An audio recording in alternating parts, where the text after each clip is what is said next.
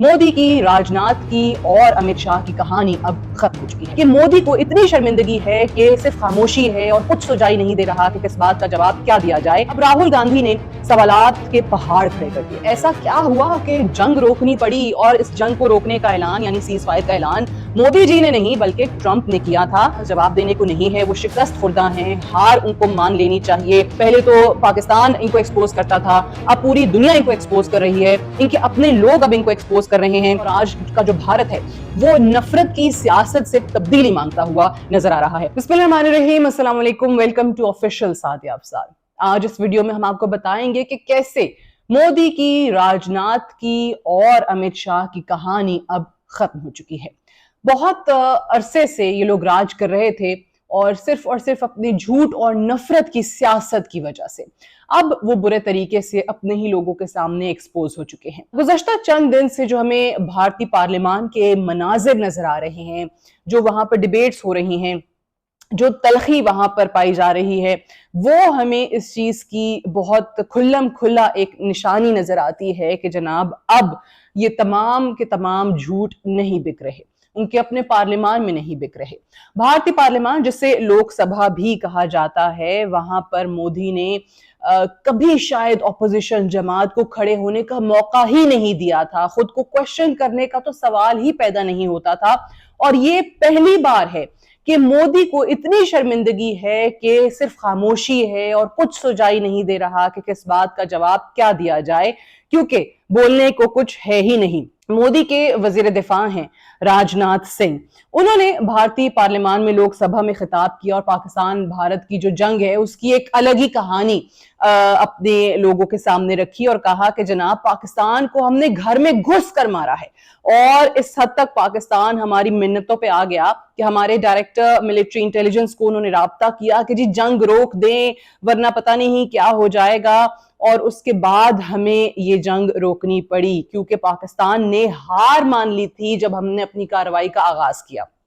अच्छा जी, ये कहानी उन्होंने अपने पार्लियामान को सुना दी। अब भारतीय वजीर दिफा का जवाब जो है वो अपोजिशन जमात इंडियन नेशनल कांग्रेस के जो सरबराह हैं उन्होंने दिया। सबसे पहले बात करते हैं राहुल गांधी की, क्योंकि उनको तो ये इनका बयान एक आंख नहीं भाया, क्योंकि कुछ समझ ही नहीं आ रहा था कि ये क्या कह रहे हैं। अब राहुल गांधी ने सवालात के पहाड़ खड़े कर दिए।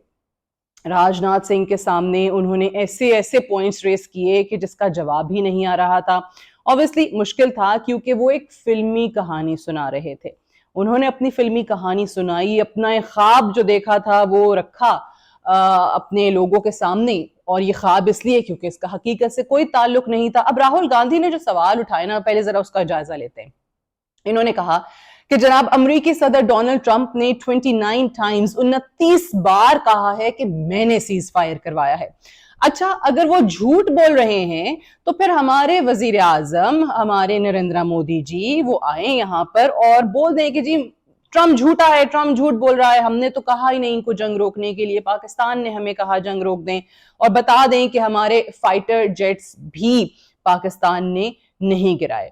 अच्छा, अब बात यहां तक भी नहीं रुकी। इंडियन नेशनल कांग्रेस के जो सरबराह हैं उन्होंने मोदी के हवाले से बात की और ये कहा कि जी पाकिस्तान के खिलाफ ये जो जंगी कार्रवाई है इसको एक सियासी कार्रवाई के तौर पे मोदी जी ने इस्तेमाल किया है और सियासी उनका एजेंडा है, क्योंकि वो चाहते थे कि जी अपना इमेज बहाल करें इस जंग की सूरत में, इस जंग के नतीजे में। लेकिन ऑब्वियसली उन्होंने जो अंदाजा लगाया था कि ये नताइज होंगे वो गलत हो गया, वो मिस कैलकुलेशन उनसे हो गई। और ये राहुल गांधी ने कहा कि ये बात हमारे लिए बहुत ही खतरनाक है कि वजीर आजम ने अपने तशख्खुस और अपनी जाती तशहीर के लिए इस तरीके से ये जंग छेड़ी है और इंडियन फोर्सेस का इस्तेमाल किया है। राहुल गांधी ने अपने प्राइम मिनिस्टर को मुखातिब करते हुए कहा कि mister prime minister, nation is above your image and above your politics and above your PR, and don't sacrifice your forces for your petty political gains. बार बार वजीर दिफा को कहते रहे कि जी प्रधानमंत्री को कहें कि लोकसभा में आए और अपने लोगों को हकीकत बताएं।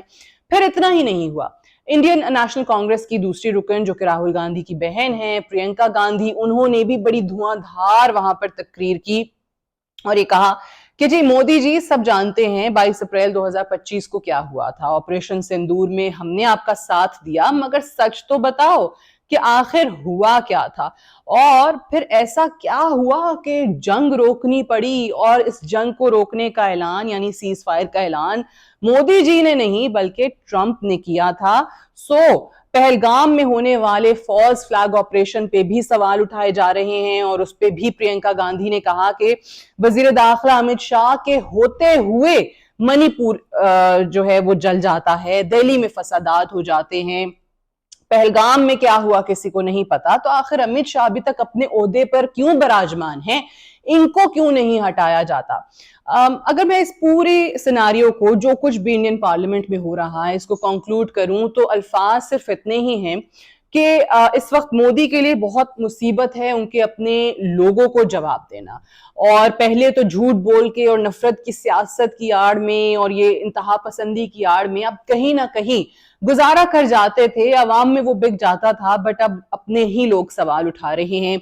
और यहाँ पे मोदी की खामोशी या उनकी काबीना की खामोशी इस बात की बहुत क्लियर इंडिकेशन है कि उनके पास जवाब देने को नहीं है, वो शिकस्त खुर्दा हैं, हार उनको मान लेनी चाहिए।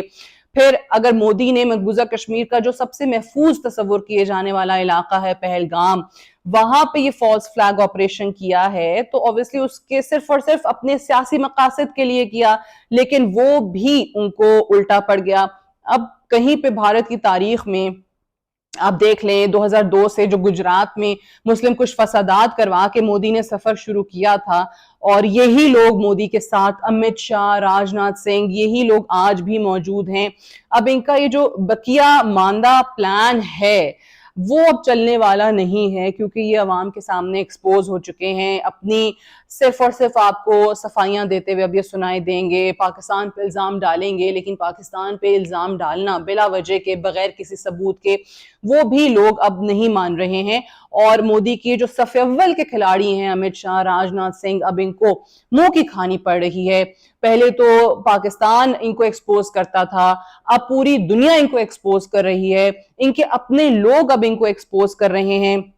भारतीय एयर डिफेंस सिस्टम जो मोदी बहुत इसमें प्राइड लिया करता था, फिर यूरोप की शान समझा जाने वाला फाइटर जेट राफेल, वो भी किसी काम नहीं आया।